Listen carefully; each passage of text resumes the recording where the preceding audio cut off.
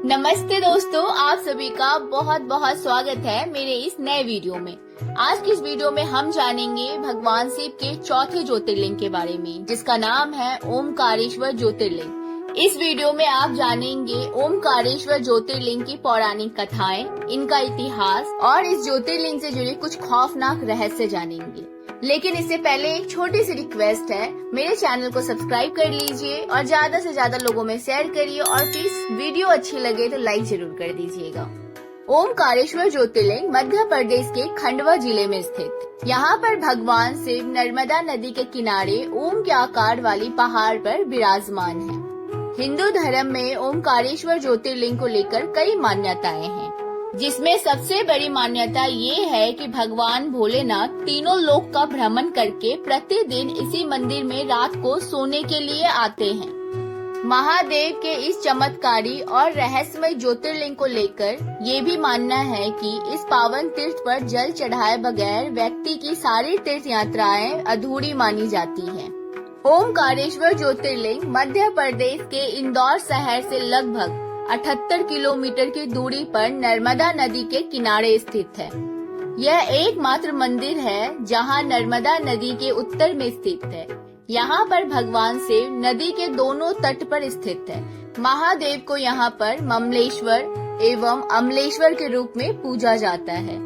धार्मिक मान्यता के अनुसार ओमकारेश्वर ज्योतिर्लिंग के आसपास कुल 68 तीर्थ स्थित है और यहाँ भगवान शिव 33 करोड़ देवताओं के साथ विराजमान है।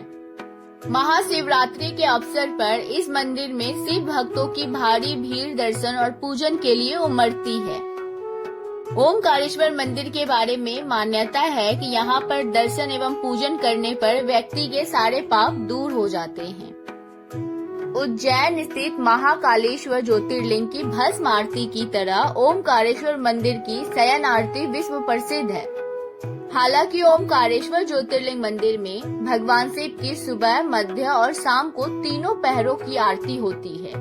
मान्यता है कि रात्रि के समय भगवान शिव यहाँ पर प्रतिदिन सोने के लिए आते हैं।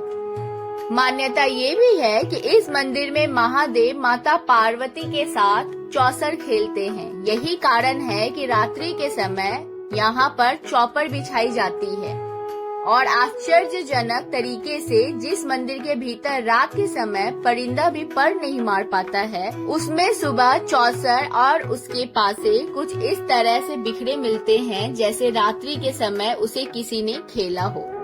इस ज्योतिर्लिंग की पौराणिक कथाएं कुछ इस तरह से हैं। कई वर्षों पूर्व महामुनि नारद विंध्य पर्वत से मिलने पहुँचे। तब विंध्य पर्वत बहुत अहंकारी हो चुका था। अपने अहंकार के मद में चूर होकर उसने नारद जी से कहा, मैं बहुत विशाल और सर्वगुण संपन्न हूँ, मेरे जैसा कोई नहीं है। नारद जी को विंध्य पर्वत का घमंडी व्यवहार उचित नहीं लगा। तब नारद जी ने विंध्याचल पर्वत के घमंड को तोड़ने के लिए कहा कि भले ही तुम सर्वगुण संपन्न हो, पर तुम मेरू पर्वत जितने ऊंचे नहीं हो। मेरू पर्वत की ऊंचाई तुमसे बहुत ज्यादा है।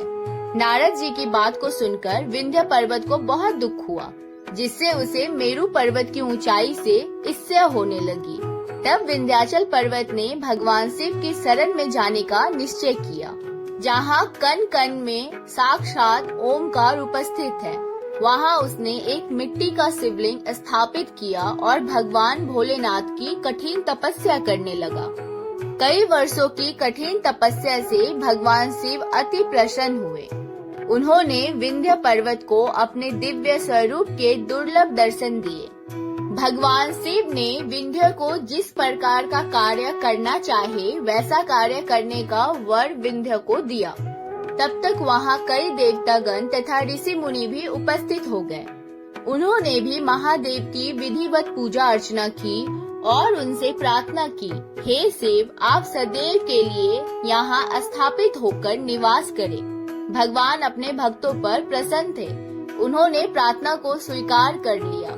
वहाँ स्थित ज्योतिर्लिंग दो स्वरूपों में विभक्त हो गया। एक प्रणव के अंतर्गत शिवलिंग ओमकारेश्वर और दूसरा पार्थिव लिंग ममलेश्वर एवं अमलेश्वर ज्योतिर्लिंग नाम से विश्व विख्यात हुआ और इस तरह से ओमकारेश्वर ज्योतिर्लिंग का निर्माण हुआ। तो गाइस, पोस्ट आपको अच्छी लगे हो तो प्लीज मेरे चैनल को सब्सक्राइब करके जाइएगा और मिलते हैं अगले वीडियो में।